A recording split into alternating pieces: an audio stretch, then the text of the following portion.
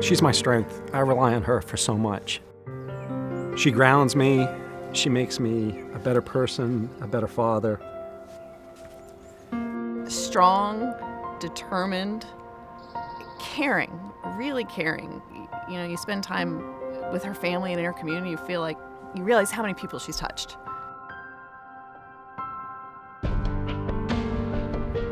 Well, Sunday morning was her morning to do a long run.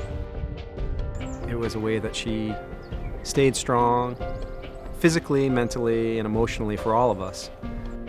I knew how long she would go out for. I knew the route that she would take and the distance that she would go, and knew that it had been too long.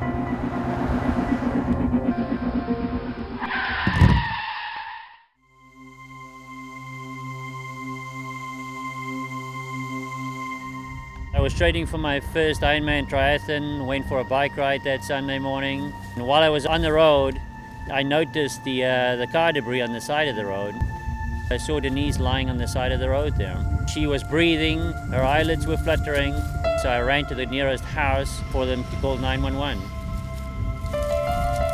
We had just gotten on shift. We heard the call. It got dispatched as a priority 1 bicyclist versus vehicle.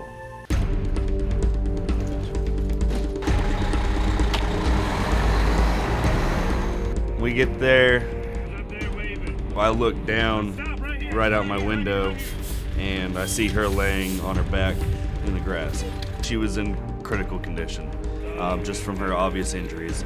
I noticed immediately snoring respirations, obvious injury to her leg, head open fracture, and her right arm was severely injured as well. So at that point, it indicated to me possible multi-system trauma.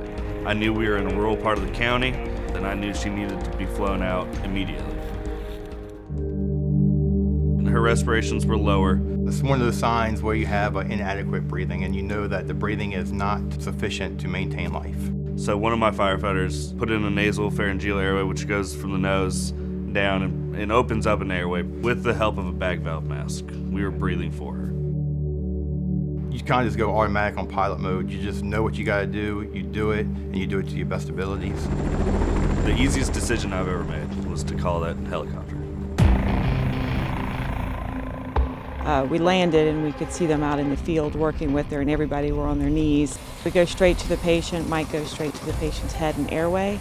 She wasn't conscious when we got to her, and we gave her medications to sedate her and to paralyze her in order to get the intubation tube into her airway. We both kind of looked at each other, and the EMS crew had done a great job, but we knew that she was going to need more than what they could provide at that time, and so we secured her on the longboard, and as a group we carried her out to the aircraft. I grabbed the boys and I was rushing them outside to get in the car because we were going to travel the route and find her. As we were getting to the car, a Hanover deputy pulled in, and I knew at that point, I just asked him, as soon as he got out of his car, where was she going? Med Flight 1, it's MCV, go ahead. Yes, sir. We've LT have about 8-minute ETA from Hanover, have a runner struck by a vehicle. When she arrived in the trauma bay, she wasn't doing much. The more movement the patient has, the better. This was extremely worrisome. I called a friend of mine on the SWAT team with Richmond, and he knew what to say. He focused me, and he said he'd take care of everything else. She was in great shape, so her blood pressure was stable. We did our primary survey and did the things we had to do and got her over to the scanner as quickly as possible. Our worry here was for head injury, and unfortunately that worry came true. She had 2 types of head bleed in her brain. She had bilateral injuries to the arteries that supply her brain. She had a flail limb. She had bone extruded out of the skin. She had grass all over the bone fragments. She had a right arm wound that was pretty sizable as well. Considering how dirty everything was, we sort of washed her up and packaged her and temporized her until her head injury could be stabilized. My prognosis at this stage wasn't very good at all.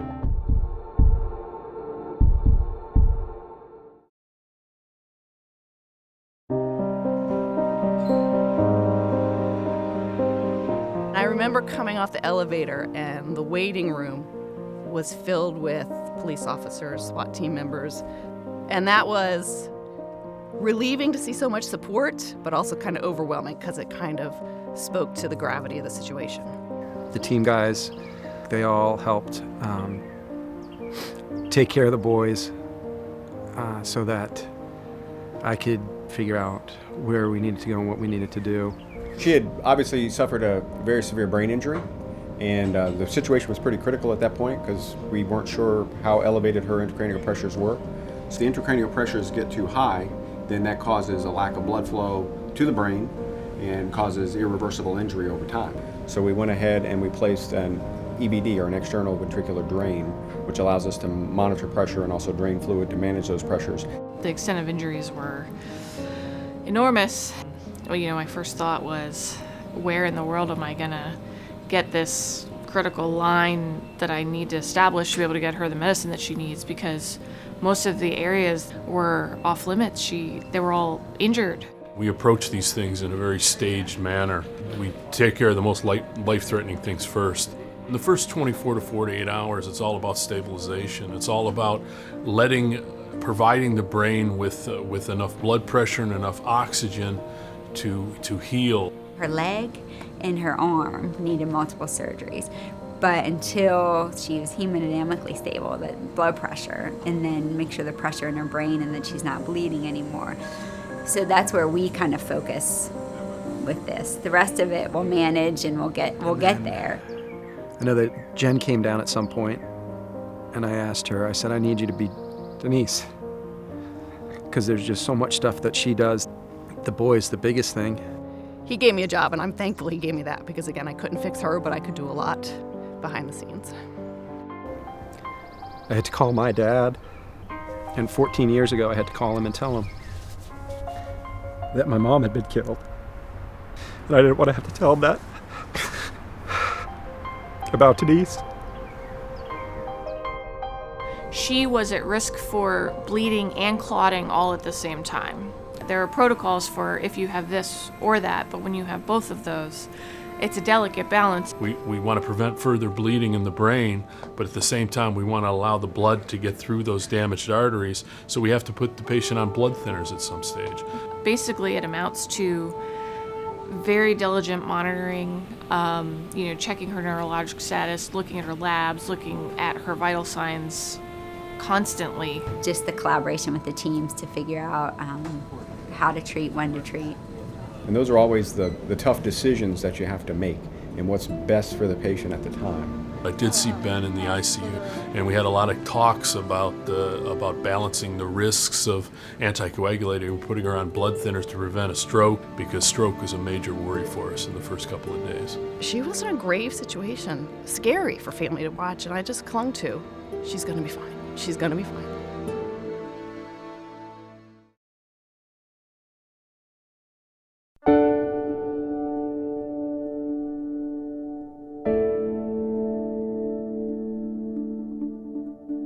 In my mind, and I know in Ben's mind, were we gonna get Denise back? And that's what's hard to explain to the family, why we're every hour seeing what she can do.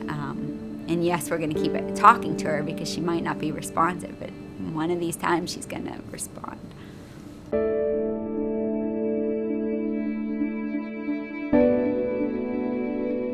A fracture that's open and potential for infection.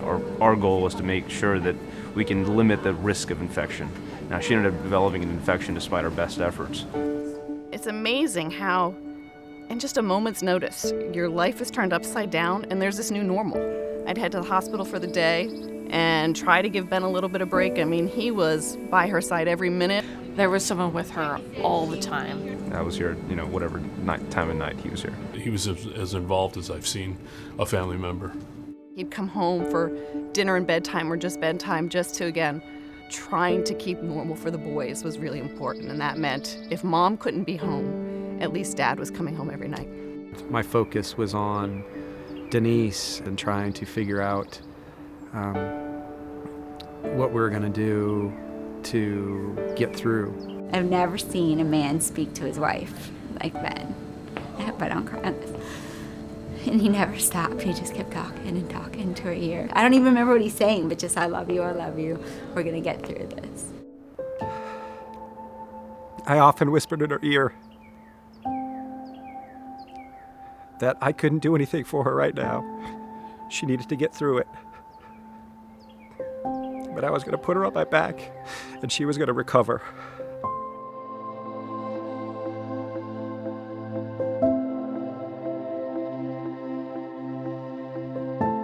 Day by day, it seemed like, maybe every day or every other day, there would be just a little bit of improvement.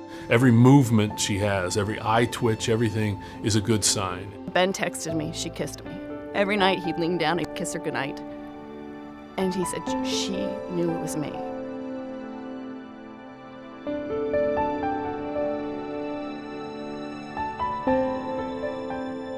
Definitive surgery where we fixed her tibia. It was in quite a few different pieces. It took us several hours to get that done.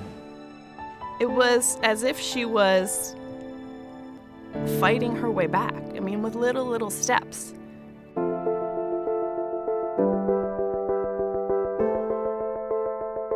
Her mobility was seriously impaired when we met her, and we had our work cut out for us.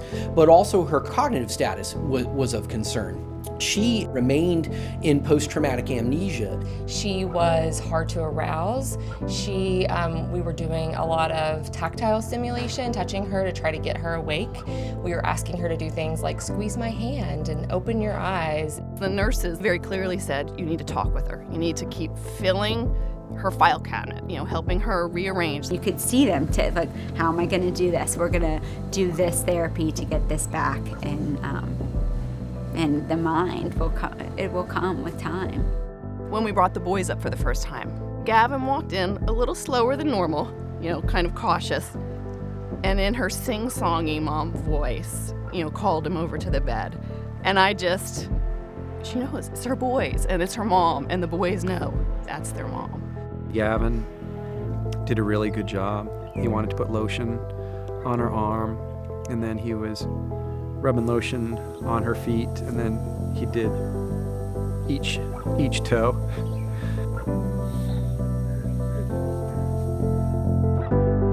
We started making little videos to send the boys. Hi, Gavin. Hi, Cormac. Hi, Cormac. Love you guys. Love you. Hi, boys. Good morning. It's Mama. Hope you have a good day. I feel like I came in one day and it was like a totally different Denise. She was speaking in sentences and was saying things that were all what she meant to say, and not something that she was saying on accident. Then we start for Miss Gorondy, for example, can you stand? Because we got to really kind of stand on one leg. You can't use both of them. She was clearly a fighter. This is a triathlete, obviously a go-getter. And I met her husband, Ben, and realized right away that they had some of the ingredients that thankfully they brought to this injury that we cannot provide no matter how much we do, and that's resilience.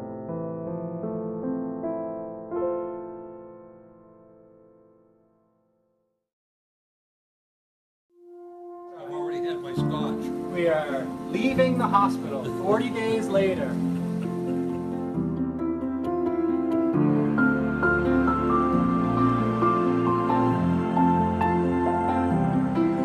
Shattered like you've never been before. The only thing that really initially that was working for her were some of her scapular muscles, which muscles that power up your shoulder blade. So, you work with what you got. So you maintain good passive range of motion, you try to do pain control, you do lots of education in terms of time frame and recovery, lots of very small goal setting. Tell your heart to beat again. We tried some alternate stuff so that she at least could be standing on her strong side, and we practiced getting up and keeping the weight the way that she needed to. We worked on ways that she could progressively start weight bearing more as they allowed her to weight bear more at home, so that we could get her up and moving quicker once she was able to fully weight bear. In true Denise fashion, she walked 10 steps the day that she was allowed to bear weight.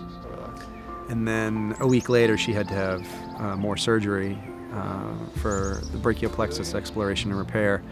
we say brachial plexus, is that bundle of nerves coming out of the spinal cord and going down the arm. Well, they basically come out of 5 different points in this out of the spinal cord. And for Denise, unfortunately, 4 branch points were ripped out of the spinal cord. So if you can't reconstruct the plexus, well, what other nerves are available that we could transfer or use to achieve some recovery of function?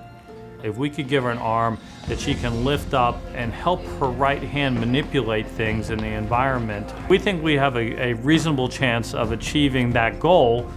And then we wait. We wait and hope for good nutrition and good recovery, and that the nerve will plug in and reinnervate the arm. And so that's when I would step back in when things became reanimated. She is well loved by this community. Well loved. People have gone out of their way to provide support. If you consider, what she went through and her journey, I think we just genuinely want to make her experience as easy as possible. She's already had a rough time. We're here to break the ice, to make sure that the patient experience is a wonderful one. If there are any issues, to get the issues resolved, to reassure them. As soon as this happened, everybody on his team had covered every single one of his shifts. We put it out to our team and we said who can help and when. And then the emails and texts and everything just came in, and we just started filling it where we needed to fill. It was unreal how much Ben cared about her and his family. It just backed up why we were doing this and why we were going to be there as long as Ben and Denise and his family needed us to be to make this happen. The community aspect was amazing. People rallied around us. And I don't know how we would have gotten this far without that support. The staff, I'm familiar with, working in a team, and they were seamless, checking on everything, adjusting, making sure that everything was going the way it needed to go to save Denise. Tell your heart to beat again. Close your eyes and breathe it in. Let the shadows fall away. Step into the light of grace. We've done a lot of work to make sure that she's able to play with the boys. The first time she carried a dumbbell that weighed as much as our oldest son, I told her that. I think that was the only time that she cried at the Y. She's doing, 2 to 3 hours or more some days of rehabilitation just to get back. She's going to be back. She's going to do everything that she needs to. So we're getting to where we want to be with the family.